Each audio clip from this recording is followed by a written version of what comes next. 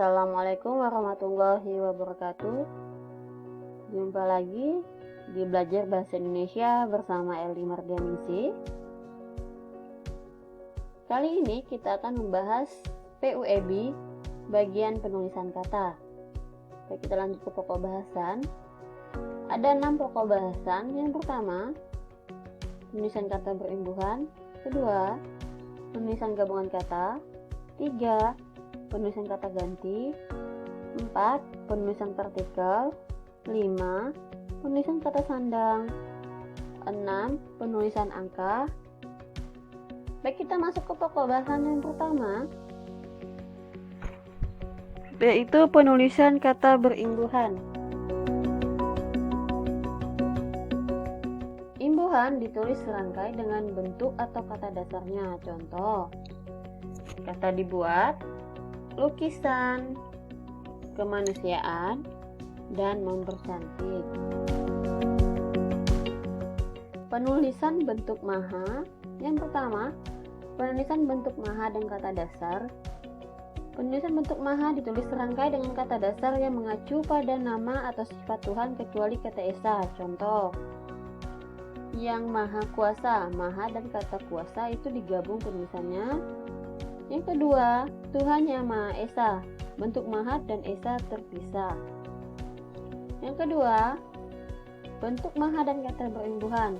Penulisan bentuk maha ditulis terpisah dengan kata berimbuhan yang mengacu pada sifat atau nama Tuhan. Contoh, Tuhan yang maha pengasih. Maha pengasih. Pengasih di sini merupakan kata imbuhan. Contoh yang kedua, Tuhan yang maha pengampun. Bentuk maha dan kata pengampun ditulis terpisah karena pengampun di sini merupakan kata berimbuhan. Selanjutnya, penulisan bentuk terikat.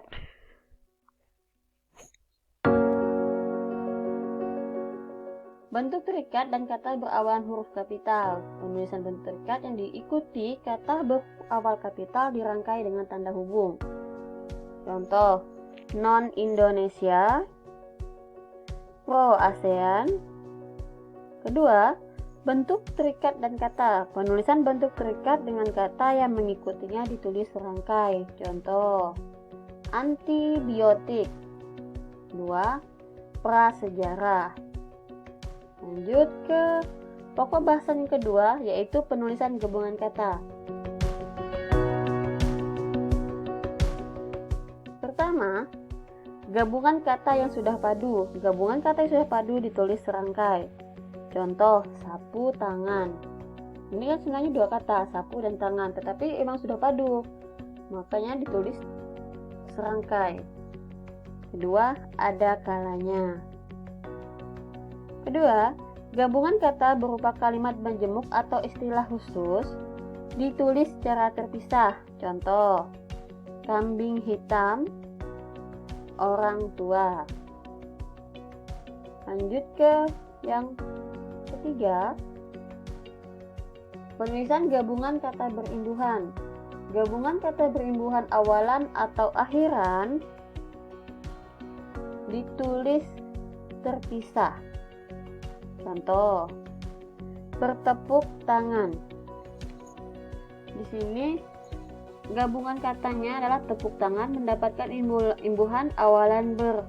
Maka yang ditulis bergabung atau yang tulis serangkai yaitu kata depannya, yaitu bertepuk, dengan tangannya terpisah dari kata bertepuk, makanya tulisannya bertepuk tangan.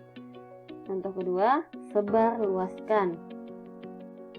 Ini imbuhannya diletakkan di akhir gabungan katanya, makanya imbuhannya bersatu atau ditulis serangkai dengan kata yang terakhir. Kedua, gabungan kata berimbuhan awalan dan akhiran. Gabungan kata yang mendapat imbuhan awalan dan akhiran ditulis serangkai. Contoh, dilipat gandakan. 2, menyebar luaskan. Kita masuk ke pokok bahasan yang ketiga, yaitu penulisan kata ganti. Penulisan kata ganti ku dan kau. Kata ganti ku dan kau ditulis serangkai dengan kata yang mengikutinya. Ingat, ditulis serangkai dengan kata yang mengikutinya. Contoh, tanah itu telah kujual.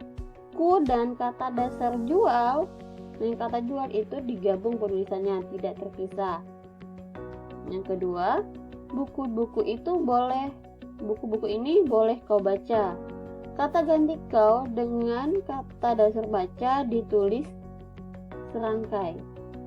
Selanjutnya, penulisan kata ganti ku dan kau ini yang terletak di belakang. Kata ganti ku, mu, datnya ditulis serangkai dengan kata yang mendahulunya. Berarti ditulis dengan kata yang sebelumnya. Contohnya, bajumu tersimpan di lemari itu. Bajumu, nah ini kata gantimu ditulis serangkai dengan kata baju. Contoh kedua, rambutnya sedang diperbaiki. Kata gantinya ditulis serangkai dengan kata yang mendahulunya yaitu rambut. Begitu juga contoh yang ketiga, tulisanku telah terbit kemarin. Lanjut ke pokok bahasan penulisan partikel. Penulisan partikel la dan ka ditulis serangkai dengan kata yang mendahulunya. Contoh, tulislah cerita ini dengan benar. Partikel la ditulis serangkai dengan kata yang mendahulunya yaitu kata tulis. Contoh kedua, siapakah penulis novel Ayah ini? Partikel kah ditulis serangkai dengan kata yang mendahulunya yaitu siapa. Contoh ketiga, duduklah di kursi yang telah disediakan. Partikel lah ditulis serangkai dengan kata duduk. Begitu juga contoh keempat pada kalimat apakah perbedaan imbuhan dan kata depan. Pada kata apakah, partikel kahnya ditulis serangkai dengan kata yang mendahulunya yaitu apa. Lanjut ke penulisan partikel pun. Partikel pun ditulis terpisah dari kata yang mendahulunya. Contoh, dia tidak pernah membaca satu kali pun di perpustakaan ini. Kedua, orang yang pandai bermain musik pun tidak selalu pandai bernyanyi. Di sini partikel pun dipisah dengan kata yang mendahulunya, jadi tulis terpisah, dia berdiri sendiri. Kedua, partikel pun yang merupakan unsur konjungsi atau kata hubung ditulis serangkai. Contoh, bagaimanapun pembuatan kue harus selesai sebelum siang hari. Bagaimanapun, pun pada kata bagaimana pun ini ditulis serangkai dengan kata bagaimana karena merupakan konjungsi. Kedua juga, Iva tetap bersemangat belajar walaupun tidak pergi ke sekolah. Di sini juga merupakan konjungsi walaupun. Kita lanjut ke penulisan partikel per. Penulisan partikel per yang bermakna demi, tiap, atau mulai ditulis terpisah dengan kata yang mengikutinya. Contoh, mereka membaca teks itu satu persatu. 2. Harga baju itu 35.000 per helai. Baik, contoh yang ketiga. Delta mulai bekerja per 1 Desember 2020. Kita lanjut pada pokok bahasan penulisan kata sandang. Penulisan kata sandang si dan sang. Kata sandang si dan sang ditulis terpisah dari kata yang mengikutinya. Contoh, toko buku itu memberikan hadiah kepada si pelanggan. Contoh kedua, harimau itu marah kepada sang kancil. Kata sandang sang untuk unsur nama Tuhan, huruf awalnya kata sandang sang ditulis dengan huruf kapital jika diikuti unsur nama Tuhan. Contoh, masjid dibangun untuk beribadah Sang Yang Maha Esa. Kedua, kita berserah diri kepada Sang Pencipta. Ini kata sangnya pada huruf S menggunakan huruf kapital. Selanjutnya, pokok bahasa yang terakhir yaitu penulisan angka. Yang pertama, penulisan bilangan di awal kalimat ditulis dengan huruf.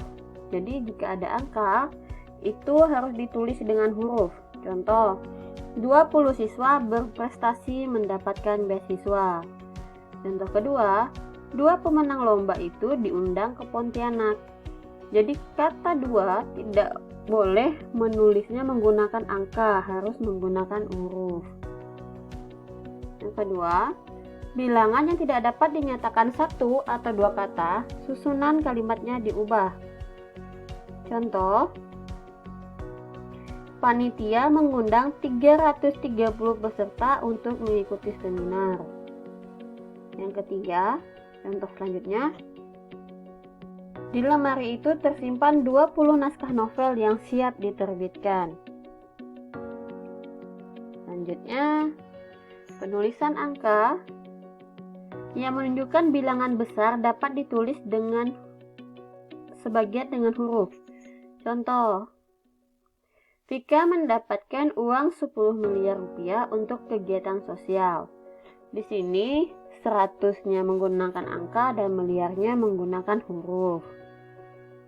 Contoh kedua, acara ini memerlukan biaya 5 triliun rupiah. Selanjutnya, penulisan angka yang mendapatkan akhiran an. 7 lembar uang 1000-an. Setelah angka 1000 itu harus ada tanda hubung sebelum ada kata an-nya. Sebelum menggunakan akhiran an maksud saya. Yaitu tahun 2020-an seperti itu. Baik. Selanjutnya penulisan kata depan. Penulisan kata depan di, ke, dan dari ditulis terpisah dengan kata yang mengikutinya. Contoh, di mana dia membeli buku itu? Di sini kata di dan mana ditulis terpisah karena di sini merupakan kata depan, bukan imbuhan. Buku itu disimpan di atas meja. Di dan kata atas ditulis terpisah. Pada contoh ketiga, Mila berasal dari Kalimantan Barat. Kata depan dari dengan Kalimantan Barat itu ditulis terpisah. Doni pergi ke perpustakaan setiap hari Sabtu.